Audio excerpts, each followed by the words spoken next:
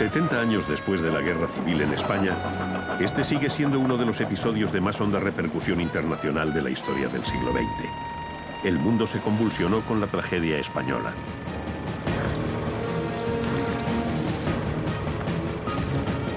En defensa de cada bando acudieron gentes de lejanos países. En las filas del Ejército Nacional lucharon decenas de miles de soldados venidos de Marruecos, los moros.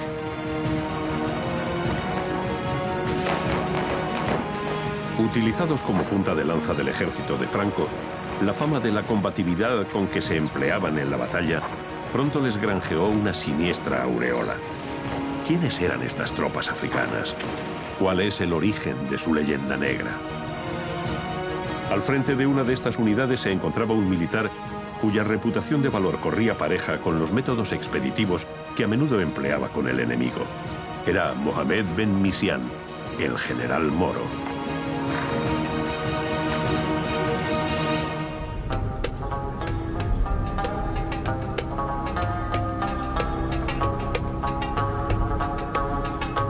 En los inicios del siglo VIII, la península ibérica fue invadida por tribus procedentes del norte de África, que a sí mismas se denominaban mauris, de donde deriva la palabra moro. El conflicto de 8 siglos, denominado en España Reconquista, y la posterior ocupación española de lugares de gran valor estratégico en el litoral de la costa marroquí, favorecieron en el inconsciente del español el temor y el recelo ante los vecinos del sur. De esta manera nace en España el mito a los temidos moros. Cuando hablamos de los moros, evidentemente nos estamos refiriendo a ese imaginario colectivo y cultural español. No es lo mismo hablar de los moros que hablar de los árabes, tienen un significado completamente distinto. Claro, seguimos con la imagen de la reconquista, cuando realmente lo de la reconquista es una forma de llamar a la relación que se entabló o a la ocupación de una serie de territorios. Y a lo mejor el término no es el más apropiado. Tenemos después relaciones de la expansión de reinos españoles a lo largo del Mediterráneo. Si nos centramos en el siglo XIX, estamos en una época en que se alimenta mucho el tema de la mitología de los moros. Estamos en una época en que España ha perdido buena parte de su imperio americano y tiene que mirar hacia otras zonas como lugar de expansión. Entonces se mira hacia el Pacífico y se mira evidentemente por proximidad el norte de África. Y tenemos que esperar a los años 1907, segunda década del siglo, para que el tema de los moros y el tema de la guerra de África pues vuelva a llegar a la gente española en general. Lo que pasa es que con un cambio absolutamente radical. Si en el siglo XIX hay una visión positiva de a dónde puede conducir esa campaña, en el siglo XX lo que son las clases populares, lo que es el proletariado, la clase media baja, tiene una imagen muy negativa de esa campaña. En 1911, el rey Alfonso XIII ordena al general Dámaso Berenguer la creación del primer grupo de fuerzas marroquíes, como ya venían haciendo otros países que utilizaban tropa indígena en sus ejércitos coloniales.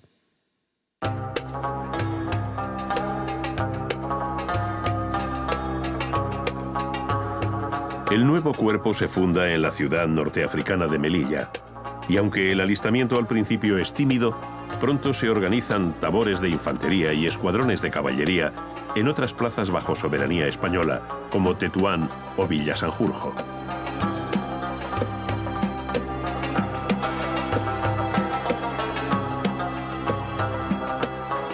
Al principio, estas fuerzas marroquíes despertaron el recelo de los mandos españoles, pero pronto se comprobó lo acertado de esta medida, ya que estas tropas conocían perfectamente el terreno. Además, la sociedad española se liberaba del desgaste político que suponía que cientos de sus hijos murieran en tierras africanas. El Cuerpo de Fuerzas Regulares Indígenas se crea el 30 de junio de 1911. Anteriormente había unidades de carácter indígena en el protectorado y sobre todo la milicia voluntaria de Ceuta, y dado su buen resultado dentro del sistema operativo del ejército español en el protectorado, se entendió que era necesaria una unidad similar en la zona oriental, en Melilla. El detalle más importante es que fue una unidad indígena, pero con un porcentaje de soldados españoles y de mandos intermedios peninsulares.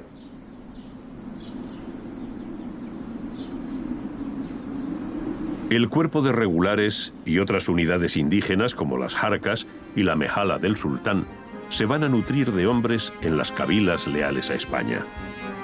Estos eran los herederos de los llamados mogataces o moros de paz que desde siglos antes venían sirviendo en el ejército español.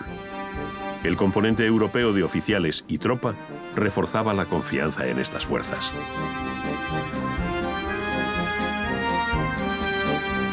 Se producía el encuentro, digamos, de dos culturas o dos modos diferentes de vivir y de entender lo que es la milicia.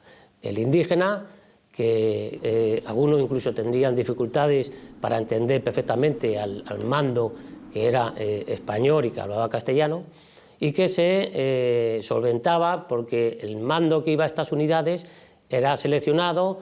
La mayoría de ellos aprendieron o sabían el arabía o el cherja para poder entenderse con la gente, y luego además estaban muy identificados con las modas y costumbres del personal indígena y de aquellos que se integraban en las Fuerzas Armadas españolas. Los acontecimientos en la zona de influencia española se precipitan en 1921. Bajo el mandato español se encuentran algunas de las tribus más belicosas de Marruecos, como los Beni Urriaguel, que instigados por el cabecilla Abd el-Krim se han alzado en armas proclamando una república independiente en el Rif. El comandante general de Melilla, general Silvestre, belicoso y temperamental, se lanza a la pacificación de esta zona del protectorado por la vía de las armas, aunque los informes de sus espías lo desaconsejan.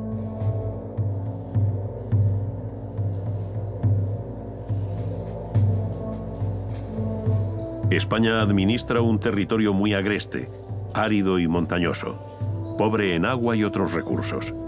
Además, la guarnición española en la zona de Melilla está muy dispersa, mal equipada y no cobra desde hace meses sus salarios.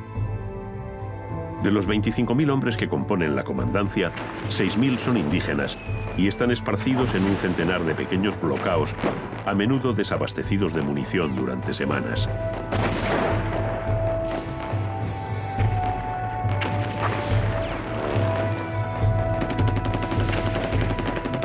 El avance de Silvestre desencadena el llamado desastre de Anual, que supone la caída de todas las posiciones de la Comandancia General de Melilla.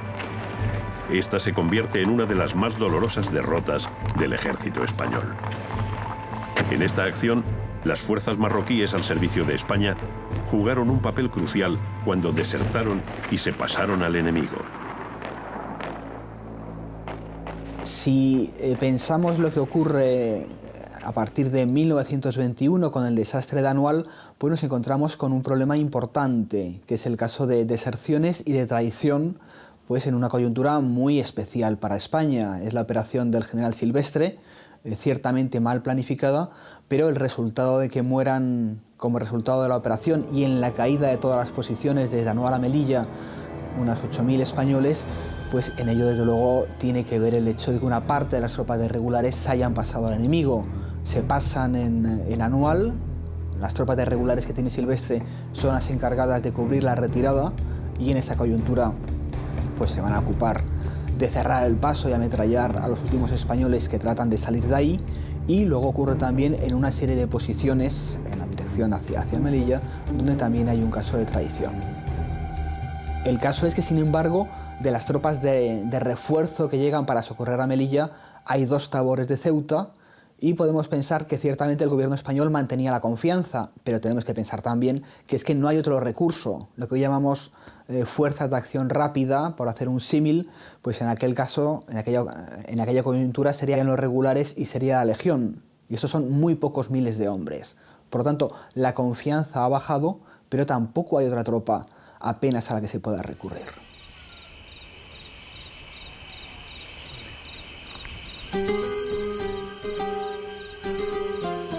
En 1897, en el aduar de Mazuza, una aldea cercana a Melilla, nace Mohamed Ben Misián, hijo de un importante caíd conocido como Misián el Bueno.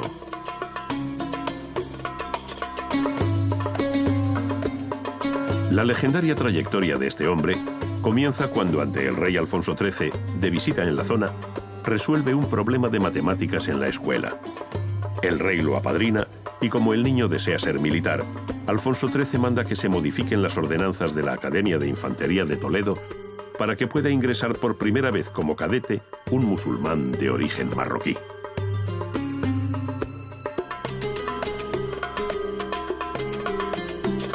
A partir de ahí dará comienzo la carrera militar de Ben Misián, que le llevará a las más altas graduaciones en el ejército, tanto en España como en su Marruecos natal.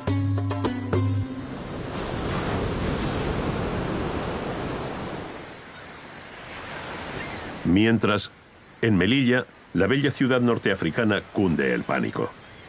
Las jarcas de Abdelkrim están ya en Nador. La caída de la ciudad parece inminente. No hay tropas para defenderla y la población, presa del pánico, se refugia al abrigo de las murallas.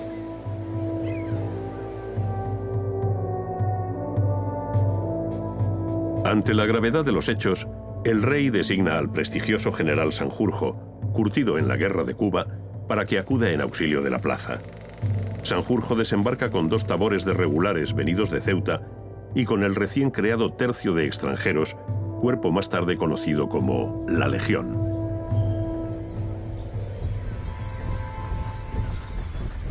La llegada de estas tropas anima a los defensores de Melilla, que a partir de ese momento emprenden la reconquista del territorio perdido a costa de numerosas bajas entre las tropas amigas indígenas. Tras la desbandada y la deserción en Anual, las tropas leales por fin se han reagrupado y luchan con gran valor, derrotando a un enemigo muy superior.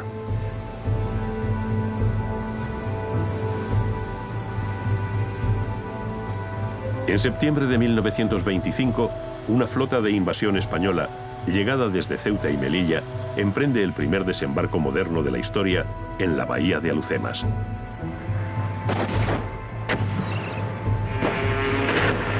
$18.000 hombres, muchos de ellos tropas de regulares marroquíes, con apoyo de artillería naval y carros de combate, atacan el corazón del territorio sublevado de Abdelkrim, en el centro del Rif, defendido por 40.000 hombres levantados en armas, muy motivados, pero con escasa instrucción militar. Los cabileños son finalmente derrotados, en buena medida debido al uso de gas y perita por parte del ejército español.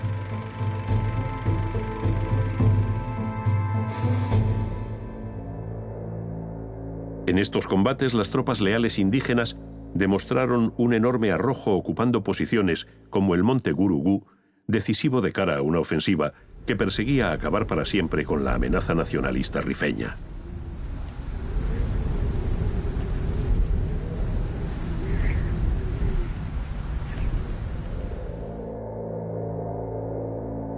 En 1921, Ben Misián cae herido en los combates de Higuer y Ben, pero se repone y puede participar como comandante en las operaciones en torno al desembarco de Alhucemas. Durante su convalecencia en el hospital de Melilla, va a conocer al teniente coronel Franco, estableciendo con él una amistad que durará ya toda la vida. Antes de la Guerra Civil hay precedentes claros de utilización de fuerzas indígenas en España. En primer lugar estaría el de diciembre de 1930, cuando hay un pequeño movimiento militar pro-republicano para derrocar la monarquía de Alfonso XIII. En segundo lugar tenemos el agosto de 1932 con la Sanjurjada, pero dado que la Sanjurjada pues termina rápidamente en Madrid, en Sevilla y más aún en otros puntos de la geografía española, pues las tropas no llegan a desplazarse.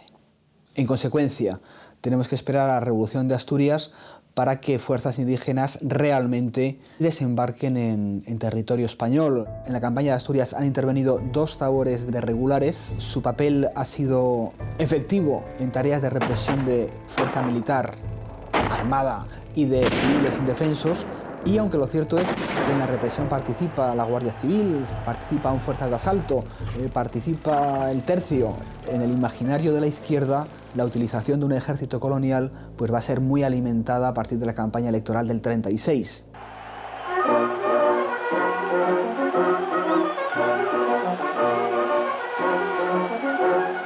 En 1936 gana las elecciones generales una coalición de izquierdas que agrupa desde republicanos moderados hasta anarquistas.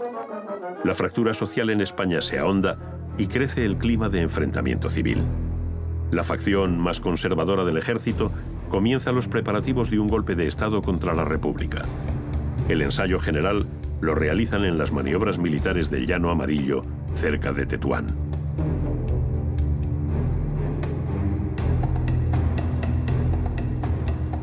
Los conspiradores Mola, Franco y otros creen llegado el momento de asestar lo que suponen un golpe de Estado muy violento, pero certero y breve.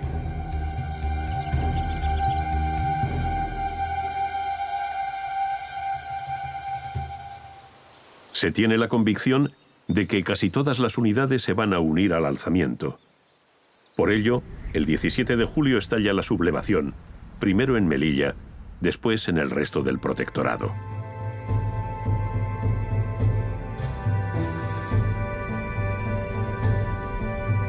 Ben Misián se une a la conjura y participa activamente en ella desde el primer momento. El 17 de julio recibe la orden de atacar y capturar la estratégica base de hidroaviones de El Atalayón en las inmediaciones del poblado Beni Ensar, cuya guarnición no se ha sublevado. Bueno, hay que decir que se hizo una muy buena captación. Se les ofertó una serie de prerrogativas, se les avanzó una serie de pagas. Hay que pensar que en aquella época esta zona del protectorado español estaba muy subdesarrollada, vivían en cávilas, prácticamente no tenían recursos. El verse con unos recursos, con un sueldo, por decirlo así, fijo cada mes, el tener una serie de particularidades como era que se le daba aceite, azúcar, es decir, recursos de primera que en aquella época no tenían, pues hizo que ya me parece que fue en una semana había algo así como 1.700 alistados. O sea, que todo ello se hizo pues por una buena captación y por los alicientes de tipo económico que se les estaba ofertando. La tarea de la recluta se convierte en un objetivo prioritario para el ejército franquista. Los funcionarios españoles se apresuran a alistar el mayor número de soldados posible. Este encargo se le hace a Weber, que era responsable de asuntos indígenas, después llegó a ser alto comisario. Y este hombre, conocedor profundo de la mentalidad del marroquí, pues se pone en contacto directamente con los caides de cada una de las cávilas y de los poblados, y por otro lado con los jefes de las cofradías religiosas. Esa campaña inmediatamente da su fruto porque hay un caldo de cultivo efectivo, que es que ha habido 2 años o 3 de sequía y hay una hambruna profunda en el Rif. Por eso se produce alistamiento, tanto mayoritariamente son de la zona española, pero también de la zona francesa y de otras colonias francesas próximas.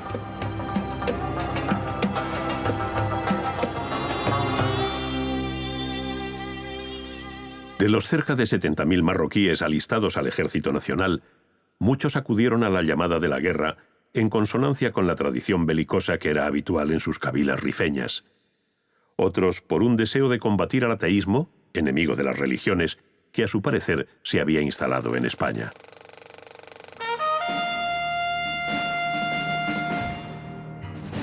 Aquella masa de hombres hay que hacerla pasar a la península para consolidar la sublevación.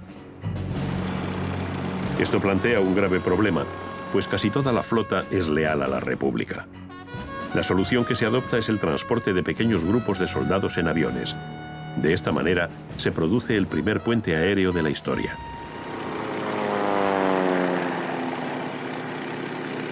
Todo el esfuerzo de la aviación alemana al servicio de Franco no es suficiente para pasar el número de tropas necesarias para emprender la ofensiva. En Ceuta se agolpan varios miles de regulares y legionarios esperando cruzar el estrecho.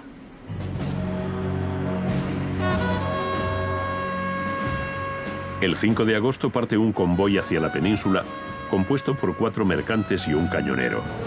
El riesgo es muy alto porque el estrecho está constantemente vigilado. A media tarde sale el convoy bajo la atenta mirada de Franco, que observa desde el Monte Hacho.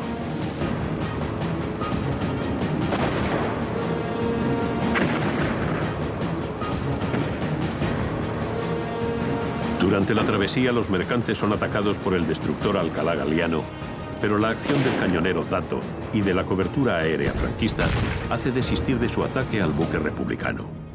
El convoy arriba al puerto de Algeciras. El número de tropas desplazadas es de solo 1.600 hombres, pero el efecto psicológico es enorme en el bando sublevado.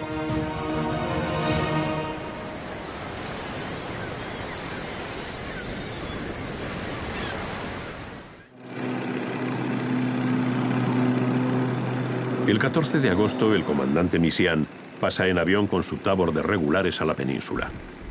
Desde ese instante, se incorpora a la toma de importantes poblaciones en Andalucía y Extremadura, mostrando sus hombres unas cualidades de fiereza y arrojo en el combate que les crean una fama de temibles.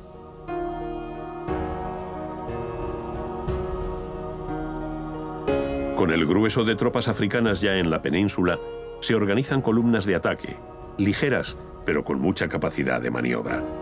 Comienza entonces el avance imparable hacia el norte. Es la conocida Marcha sobre Madrid, que pretende tomar la capital sin dar capacidad de organizar la defensa a las fuerzas republicanas. Las tropas marroquíes van a ser muy importantes en la primera coyuntura de la Guerra Civil Española, esa fase que llamamos la Marcha sobre Madrid. Realmente son importantes de julio a noviembre del 36. Luego su papel va a ser mucho menos significativo. Bien es cierto que unos 60.000 marroquíes combaten en el ejército de Franco, pero que es un número que se podría haber cubierto con el nuevo ejército que se está creando en la España franquista. Sin embargo, en julio de 1936 forman parte de esa punta de choque del ejército de África, que va a pasar en barco a la península, y en un momento de incertidumbre, en un momento en que el ejército español apenas interviene, pues son fuerzas que permiten el avance por Andalucía, por Extremadura, por Toledo, y llegan hasta las puertas de Madrid. Y ahí los pocos miles de fuerzas que integran los tabores pues son muy importantes junto a las tropas del tercio de extranjeros.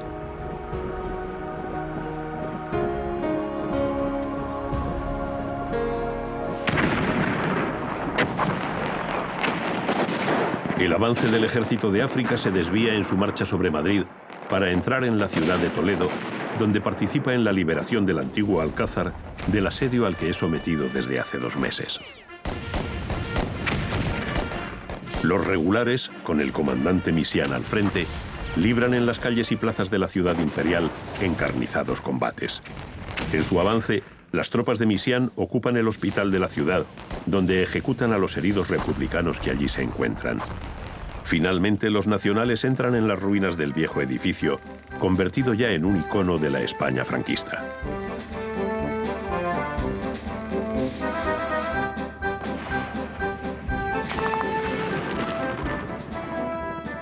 A principios de noviembre, las columnas que partieron de Sevilla llegan a Madrid, en lo que se prevé una conquista rápida de la capital, pero el avance se detiene en la ciudad universitaria, donde se libran durísimos combates. Los regulares cargan una y otra vez, sufriendo numerosas bajas. Se combate cuerpo a cuerpo.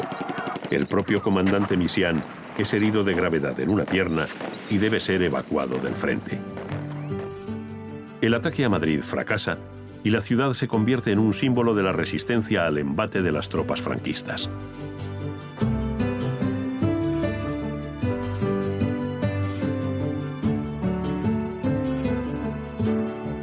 Dirigiendo el llamado Ejército de África, se encuentra el coronel Juan Yagüe, un hombre severo con el enemigo. En sus columnas, junto a las tropas marroquíes, marcha también la Legión, un cuerpo de reciente creación, pero con una fama de dureza y valor muy acreditada en las campañas de pacificación de Marruecos.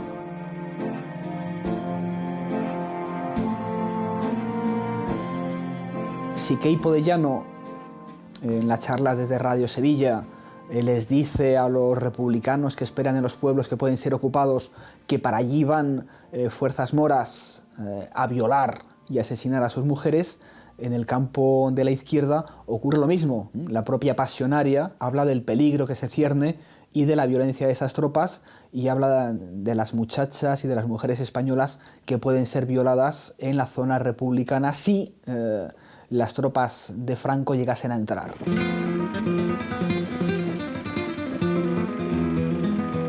La noticia de que hay en España un ejército colonial, compuesto en su mayoría por marroquíes, recorre todos los frentes. Esto siembra el miedo y la confusión en las fuerzas republicanas, que comprueban en sus propias carnes la dureza que emplean estas tropas. Un convoy de los primeros grupos de regulares que llega a un cruce ferroviario como era Medina del Campo, bajan los regulares e inmediatamente se desbanda. Se desbanda de tal manera que no le queda más remedio al comandante del Tábor que diezmar. O sea, 1 de cada 10 fue fusilado. La tropa marroquí debió pensar que en la península se podían emplear los mismos métodos que eran habituales en sus cabilas. Estos actos de pillaje fueron siempre reprimidos con dureza sobre la marcha, aunque algún mando pudiera dejar a sus hombres sin vigilancia. 2 mujeres jóvenes españolas han sido detenidas por una circunstancia que desconocemos. Estas 2 chicas son interrogadas por Belmisián. A una de ellas la encuentra pues, un carnet sindical en la camisa, y el Silmas la lleva a un colegio donde están acantonadas las tropas y se las entrega pues, para que hagan con ellas lo que quieran, es decir, para que las violen en grupo y después pues, las maten. Y en el momento de la supuesta entrega de estas 2 chicas, el periodista norteamericano dice haberle dicho a Belmisián, pero qué locura es esa, y el otro pues le dirige una sonrisa sardónica y le dice que no se preocupe, que pasadas 4 horas pues estarán muertas y habrán sufrido poco. Pero estamos hablando de información de prensa no suficientemente contrastada y que no sabemos hasta qué punto todo aquello fue realidad.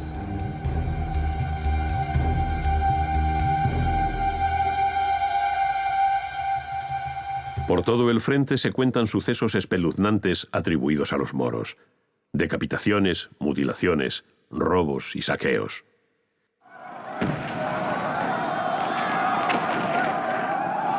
Lo cierto es que estos hombres, que avanzan entre el ulular de sus gritos y sus cánticos guerreros, son expertos en golpes de mano nocturnos en los que siempre degüellan a los centinelas enemigos.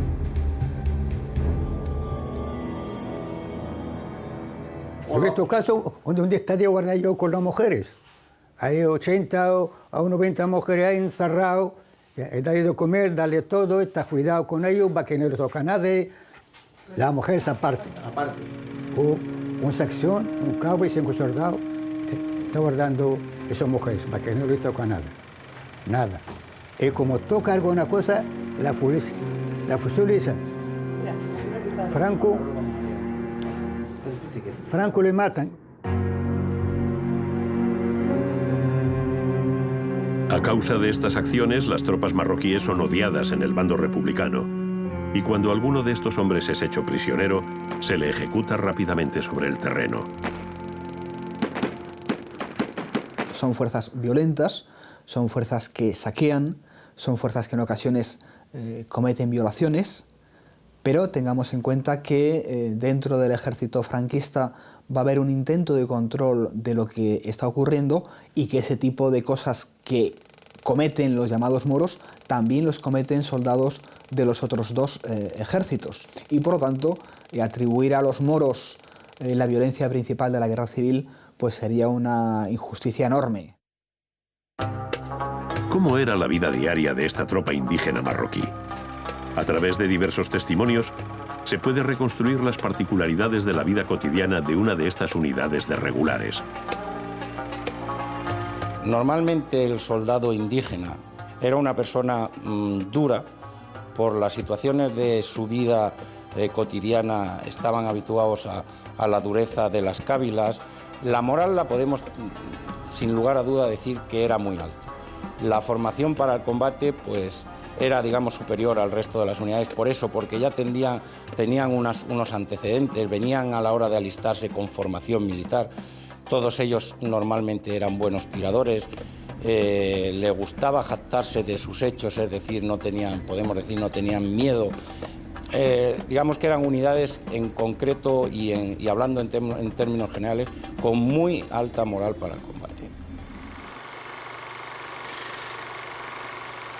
El Estado Mayor de Franco, gran conocedor del carácter de estas tropas, supo cuidar desde el primer momento todos los aspectos inherentes a su condición de musulmanas, desde la gastronomía hasta los oficios religiosos. Se perseguía con ello la fidelidad de una tropa vital y evitar así las deserciones. El personal indígena pues se le respetaba sus costumbres y tenían sus locales específicos y sus modos y maneras pues eran aceptadas por los demás que eran de origen español.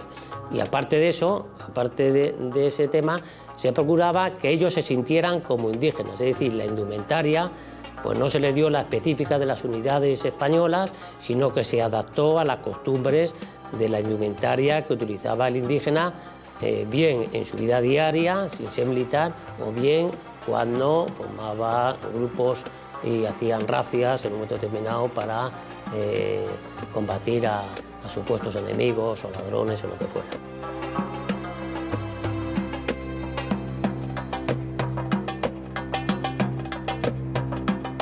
Los musulmanes contaron desde el principio con lugares de esparcimiento solo para ellos, donde tomar el té y escuchar su música. Existían los llamados bacalitos, pequeños puestos ambulantes donde se encontraba prácticamente de todo. Los matarifes de reses según el rito musulmán y algunas peregrinaciones organizadas a la Meca fueron otros tratos preferentes dados por los mandos.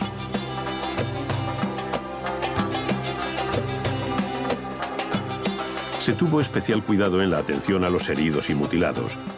Para ello se construyeron los llamados hospitales y residencias para moros, con todas las atenciones de una retaguardia que veía en estos hombres a sus mejores soldados. La existencia de capellanes y faquíes en la unidad pues también le daba un carácter, por decirlo de una manera, solemne a la permanencia de estos elementos musulmanes dentro de la unidad. Tenían el faquí para su asistencia personal, estaba encargado de prepararle todo el ritual que lleva el enterramiento de un musulmán.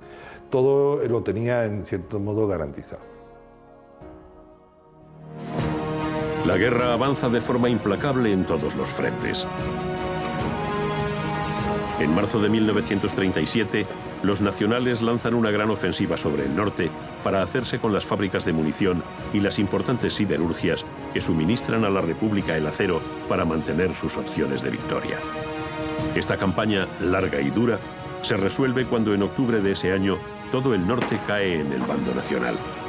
En ese momento la guerra comienza a decantarse ya por un bando.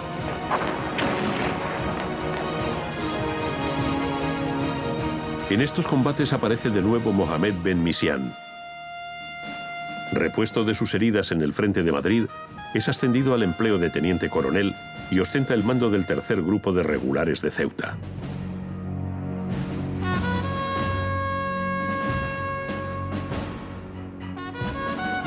Cuando he venido a entrar en Mili tenía 18 años.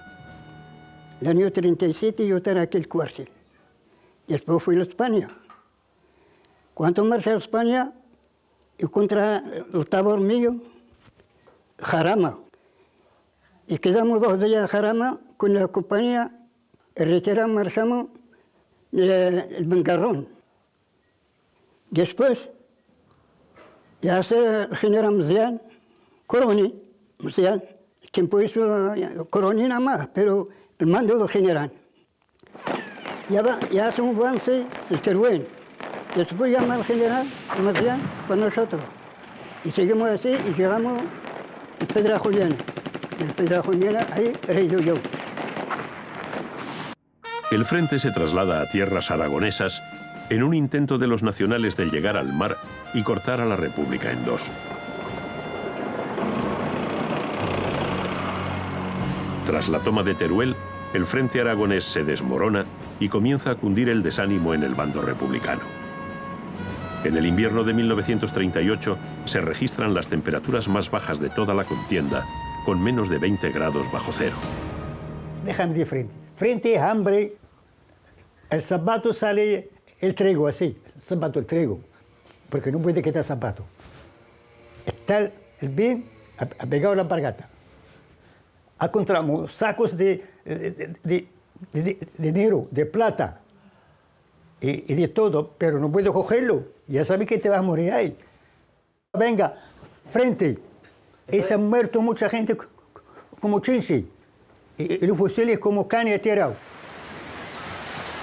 Tras la llegada al Mediterráneo por Vinaroz, el ejército de Franco avanza en dirección a Valencia.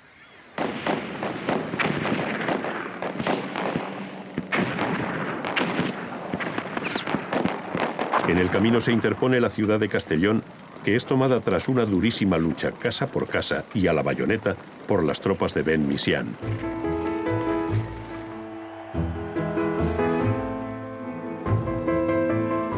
La República intenta desesperadamente evitar esta tenaza mortal y para ello realiza en verano una ofensiva de distracción cruzando el río Ebro. El empuje inicial se agota y Franco toma la contraofensiva, produciéndose la más larga y sangrienta batalla de toda la guerra civil.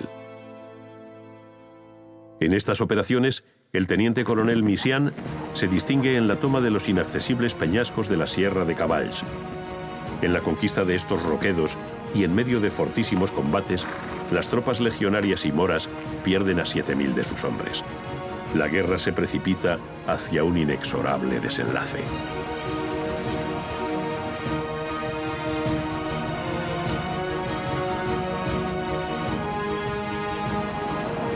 Ascendido a coronel, Ben Misián manda la primera división de Navarra, con la que tomará parte en la campaña final de Cataluña. Interviene en la toma de Manresa y en la entrada en Barcelona en enero de 1939. Todavía su unidad será enviada al frente de Toledo, donde se rinden en masa los soldados republicanos. El 19 de mayo, Misián participa al mando de sus fuerzas en el desfile que, con motivo de la victoria franquista, se produce en Madrid.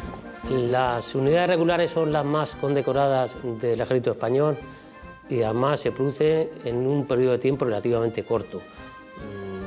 Las unidades regulares no llegan a 100 años de su creación y tienen una participación muy intensa durante las campañas de África y en la Guerra Civil Española, con la circunstancia de que durante la Guerra Civil Española se crean nuevas unidades regulares y luego también el hecho de ser lo más condecorado es por la forma de ser de soldado indígena, que es un soldado valiente, que le gusta el combate y no tiene miedo a luchar cuerpo a cuerpo, y como estuvo en todos los frentes habido y por haber en diferentes campañas, pues tuvieron muchas bajas y hubo muchos actos heroicos motivos de condecoración.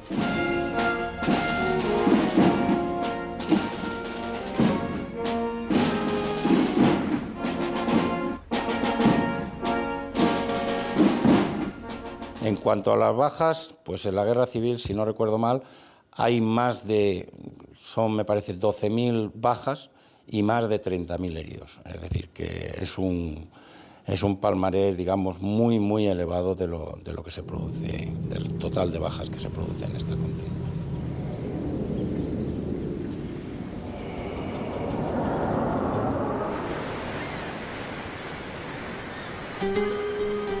Desde el fin de la Guerra Civil hasta 1956, fecha de la independencia de Marruecos, se vive la edad de oro del protectorado español. España es la potencia protectora de una parte de Marruecos, en la zona norte, con importantes ciudades y plazas como Tetuán, Ceuta o Melilla. Además, España mantiene en la bahía de Alhucemas y alrededores peñones e islotes estratégicamente situados en la costa.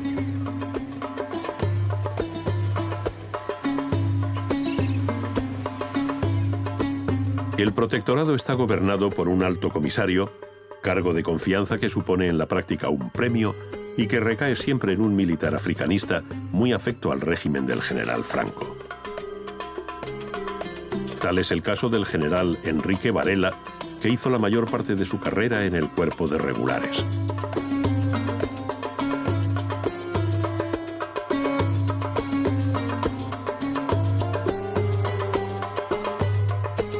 El protectorado supone una escasa fracción del territorio marroquí, un 5% del total del país, con menos de 1 millón de habitantes, dedicados en su mayoría a la agricultura, al pastoreo y al pequeño comercio. Sin embargo, hay acuartelada una guarnición de 70.000 hombres, la mayoría en unidades indígenas. Estas unidades mantienen, como un recuerdo de los tiempos pasados, todo el exotismo de las unidades coloniales.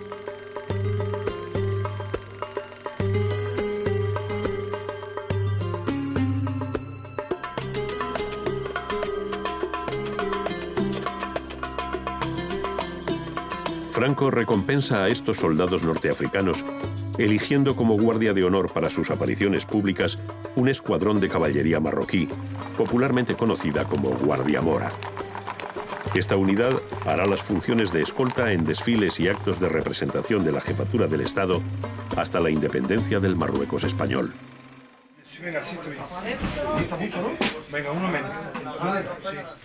Sin embargo, son las bandas de música de los grupos de regulares, conocidas como nubas, las que mejor representan este sueño colonial. Las nubas constituyeron la verdadera alma marroquí del cuerpo de regulares, tanto por lo colorido y exótico de sus uniformes como por la vistosa celebración de sus desfiles.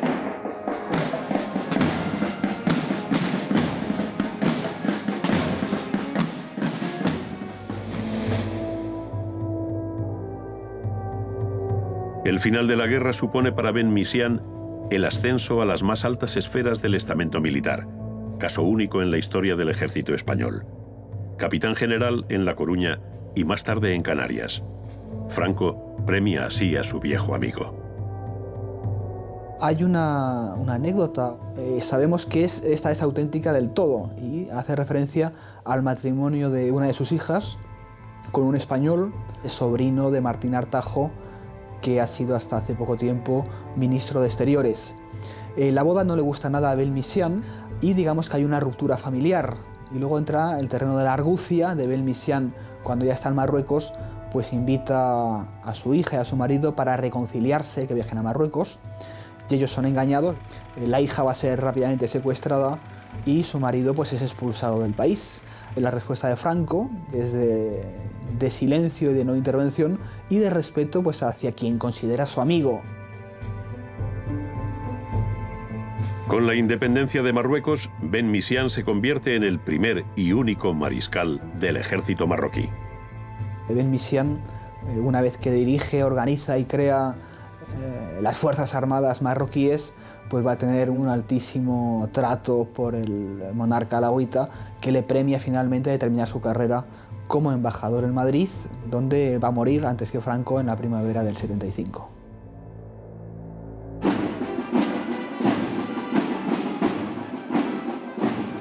Los regulares fueron exactamente igual que el resto de unidades del ejército, y iguales que algunas unidades del ejército de la República. Fue barbarie generalizada. Yo digo la verdad, yo fui un chaval, la guerra muy mal, muy mal.